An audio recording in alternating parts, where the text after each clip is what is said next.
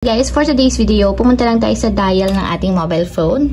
And dito guys, i-dial lang natin yung asterisk 143, number sign or hashtag, then dial. So, dito naman guys, piliin nyo lang yung Go Plus. So, kung makikita nyo, nandun siya sa number 1. So, ita-type natin is number 1, then tap send. So, ayan guys, yung ating Go Plus 129 is nandun sa number 2. So, ita-type natin is number 2. And then tap send.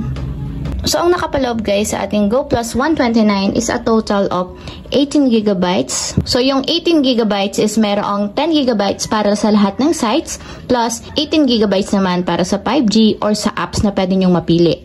And bukod pa dun guys, meron itong kasamang only all-net text and then only all-net calls for 7 days. So, para masubscribe guys, i-type lang natin is number 1 and then tap send.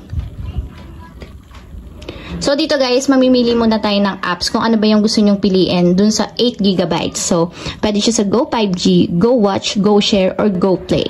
So, yung Go 5G guys is depende sa lugar ninyo kung applicable yung 5G data.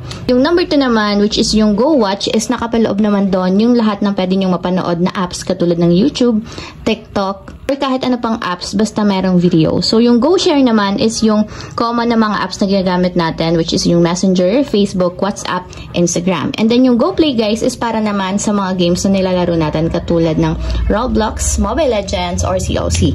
So, for example guys, ang pipiliin ko na lang is yung number 3, so yung Go Share. So, itatype lang natin yung number 3. And then tap send. So, ipoproceed lang natin guys. Ita-type natin is yung number 1 para ma-proceed, then tap send. So, ayan guys, naka-register na tayo sa Go Plus 129.